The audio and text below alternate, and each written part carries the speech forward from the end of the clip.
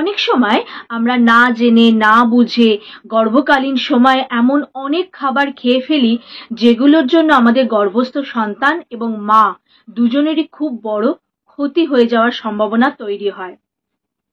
তাই জন্যই আজকের আলোচনা যে এই সময় এমন কি কি খাবার রয়েছে যা আমরা কখনোই খাবো না, যাতে আমাদের গর্ভস্থ সন্তানের কোনো রকম ক্ষতি হয়। এমন 10টা খাবারের নাম আমি বলবো। 1. উচ্চ পারদযুক্ত মাছ। আমরা যারা আমিষাশী তারা অনেকেই কিন্তু মাছ খুব ভালোবাসি এবং মাছে প্রচুর পুষ্টিগুণ আছে। এটা ভেবে কিন্তু আমরা সব রকম মাছই এই সময় খেয়ে ফেলি, কিন্তু উচ্চ পারদযুক্ত মাছ কখনোই এই সময় খাওয়া উচিত নয়, তাহলে গর্ভস্থ ভ্রূণের প্রচুর ক্ষতি হয়ে যায়। এই উচ্চ পারদযুক্ত মাছগুলো হলো টুনা, শোর্টফিশ, মার্লিন ইত্যাদি। তাই এই সময় কিন্তু এই মাছগুলো আমাদের অতি অবশ্যই এড়িয়ে চলা উচিত। 2 নম্বর, চিনি বা শর্করা জাতীয় খাবার। আমরা অনেকেই জানি যে অনেক পুষ্টিবিদরা বলে থাকে 3টে সাদা জিনিস: চিনি, ময়দা, নুন। স্বাভাবিক জীবনযাপনেই তুমি যদি এগুলোকে এড়িয়ে চলতে পারো তাহলে অনেকটা সুস্থ জীবনযাপন তুমি করতে পারবে। গর্ভধারণের সময় তো আমাদের একটু এক্সট্রা কেয়ার নিজেদের নিতেই হয়, তাই এই সময় তুমি যদি চিনিটাকে অনেকটা পরিমাণ তোমার খাবারে কমিয়ে দিতে পারো তাহলে খুব ভালো হয়। আবার তুমি এই যে কোল্ড ড্রিঙ্কস, বাইরের কোল্ড ড্রিঙ্কস বা আমরা পুষ্টিগুণ সম্পন্ন ভেবে বাইরের ওই প্যাকেটজাত ফ্রুট জুস ভীষণ খেয়ে ফেলি এই সময়, কারণ ওটা রেডি টু ইট। তাই এই সময় কখনোই কোল্ড ড্রিঙ্কস বা ওই প্যাকেটজাত ফ্রুট জুস এড়িয়ে চলা উচিত, কারণ এর মধ্যে প্রচুর পরিমাণে চিনি থাকে, যেগুলো আমাদের জন্য, শরীরের জন্য, এই গর্ভকালীন সময় আমাদের গর্ভস্থ ভ্রূণের জন্য ভীষণ ক্ষতিকর।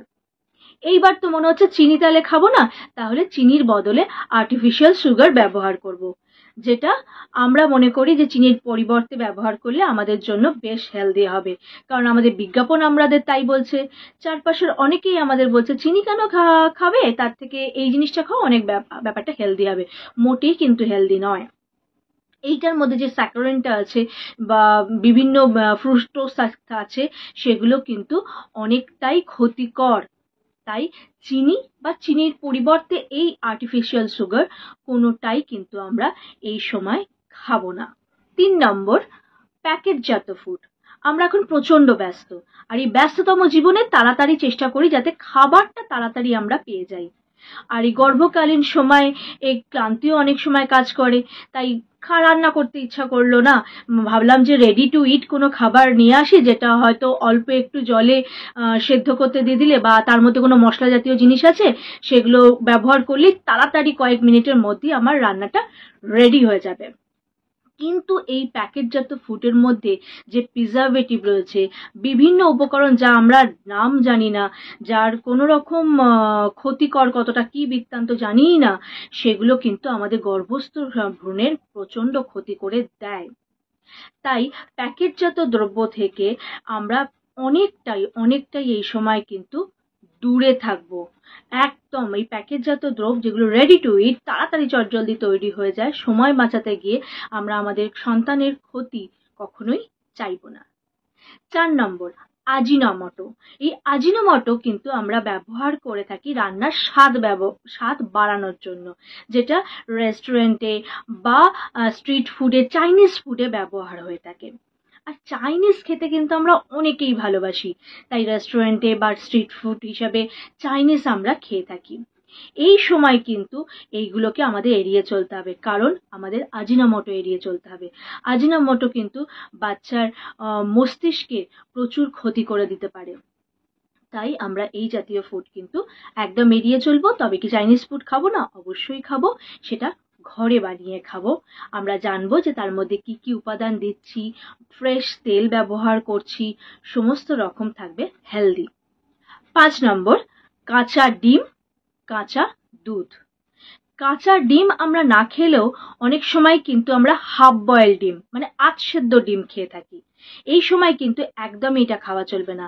কাঁচা দুধ, অনেকেই কিন্তু আমরা কাঁচা দুধ খাই। অনেকে আবার অ্যাডভাইস করে যে কাঁচা দুধ খেলে গ্যাসের প্রবলেম হবে না। সেটা সত্যতা কতটা আছে না আছে সেসব বিতর্কে গেলাম না। কাঁচা দুধ খেলে কিন্তু সেখান থেকে যে ব্যাকটেরিয়াটা আমরা গ্রহণ করব সেটা কিন্তু শিশুর জন্য মোটেই ভালো হবে না। তাই দুধ সবসময় ফুটিয়ে খাবো, ডিমও খাবো একদম প্রপার সেদ্ধ করে।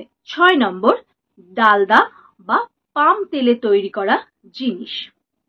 রাস্তার ধারে যেসব তেলে ভাজা বা যেসব জিনিসগুলো ভাজাভুজি জিনিসগুলো পাওয়া যায়, তারা কিন্তু অনেকেই পাম তেলে ব্যবহার করে থাকে এবং তারা কিন্তু প্রতিদিন ওই তেলটাকে ব্যবহার করছে, পুড়ছে, আবার ওটাকেই আবার রিইউজ করছে। তাই এইসব ফুড থেকে, এইসব খাবার থেকে নিজেদেরকে কিন্তু আমরা অনেকটা দূরে রাখবো।